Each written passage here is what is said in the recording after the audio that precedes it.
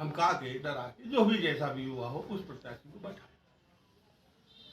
हमारे प्रत्याशी जो विनय कुमार गुप्ता है, उनके पिताजी इटरा गांव के 2 बार प्रधान रह चुके हैं, कोटेदार रह चुके हैं, सम्मानित व्यक्ति हैं, और सबसे बड़ी बात यह है कि वैश्य बिरादरी है। वैश्य बिरादरी जिसको एक पार्टी का समर्थक और अनुयायी माना जाता है, ये उसी बिरादरी से आते हैं। उस बिरादरी के वोट कटने का भय या अपने गांव में अपने वोटों पर सेंध लगाने का भय, या तो ये भय हो सकता है, लेकिन मेरा अपना अनुमान ये है कि यही भय है।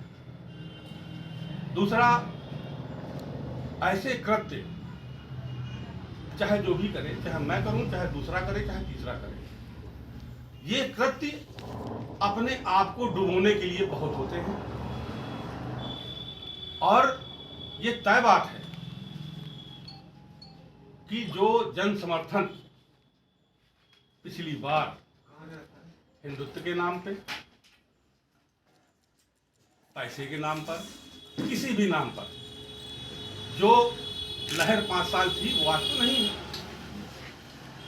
लेकिन ये तय मानिए कि भारतीय जनता पार्टी की, और चाहे कहीं लुटिया न डूबे, लेकिन बांदा विधानसभा के अंदर भाजपा की लुटिया डूबना तय है। जनपद की 4 सीटों की बात कर रहा हूं कि भाजपा ने जो कृत्य किए हैं, आज वो भाजपा छोड़ के उनके विधायक चाहे सपा से लड़ रहे हों, चाहे जिस दल से बदल रहे हैं। सब पहले तो सभी साथियों को जय हिंद। कल हमारे प्रत्याशी ने नामांकन किया बांदा विधानसभा और नरैनी विधानसभा में। 235 बांदा से विनय कुमार गुप्ता ने किया और 234 नरैनी से हमारे राधेश्याम जी ने किया। दोनों पर्चे 3 तारीख को जमा होते हैं। उनमें सेम कमियां बताई जाती हैं जो मैं आपको दिखा रहा हूं। दोनों पर्चों में सेम कमी दिखाई जाती है और उस कमी को पूरा करने के लिए अगले दिन स्क्रूटनी में राधेश्याम जी भी पहुंचते हैं और हमारे बांदा के कैंडिडेट भी पहुंचते हैं अपने अपने संबंधित जो कागज कम थे उनको पूरा कराने के लिए।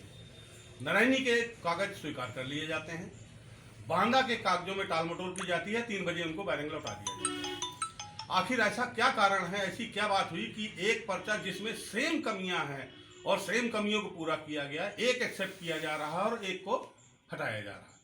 निश्चित रूप से दबाव है, सत्ता और शासन का दबाव है, और ये दबाव हम अच्छी तरह जानते हैं किस वजह से है, क्यों है। निश्चित मानिए कि बांदा विधानसभा में जो कैंडिडेट लड़ रहे हैं उनका दबाव था, जो सत्ता से जुड़े हुए हैं, और उनका सिर्फ कारण इतना था कि उनका गांव और हमारे प्रत्याशी का गांव आमने सामने है। हमारे प्रत्याशी के पिताजी 2 बार ग्राम प्रधान रह चुके, 16 साल वहाँ के कोटेदार भी हैं और सम्मानित प्रत्याशी प्रधान है इटरा गाँव के और सम्मानित व्यक्ति हैं। 2-4 गाँव में, और कुछ नहीं 2-4 गाँव में तो उनका अच्छा खासा प्रभाव है, जहाँ पर हमारे सत्ताधारी दल के जो विधायक हैं वो भी। तो हम सबको पूरा आरोप लगा रहे हैं। हमारे साथी, हमारे सचिव, जिला सचिव और हमारे पार्टी कार्यकर्ता प्रेक्षक से मिले। प्रेक्षक उन्होंने बताया कि जब एक पर्चा स्वीकार किया जा रहा है, दूसरा क्यों नहीं स्वीकार किया जा रहा, सेम गलतियां थी और कागज लेके दोनों टाइम पे पहुंच रहे हैं। उन्होंने इस दंभ से बात की, ऐसी बात की कि जिसकी आप कल्पना नहीं कर सकते। उन्होंने कहा कि आखिर आपको 3 तारीख को ही पर्चा क्यों जमा करना पड़ा। अरे आपने 3 तारीख तक का टाइम दिया है, तो 3 तारीख को हमने पर्चा जमा किया। अब कल अगर मान लीजिए कोई ये भी, मैं ये हंसी के रूप में कह रहा हूं कि कल को कोई कैंडिडेट से आप ये भी कह सकते हैं कि तुम 9 महीने के पहले क्यों 9 महीने में क्यों पैदा हुए, पहले पैदा हो जाते या बाद में पैदा हो जाते। ये तो बड़ी हंसी की बात है कि आपने 3 तारीख को ही पर्चा, ये प्रेक्षक के मुंह से शोभा नहीं देता। आखिर चुनाव आयोग कर क्या रहा? बांदा विधानसभा चूंकि वैश्य प्रत्याशी खारिज है, नरैनी विधानसभा हमारा सही है। सेम कॉलम है, भेदभाव सेम कॉलम। क्या कारण है? कारण सिर्फ दबाव है, सिर्फ दबाव है। किसका दबाव है? निश्चित रूप से सत्ता का दबाव है। सत्ता का दबाव है, प्रशासनिक दबाव है।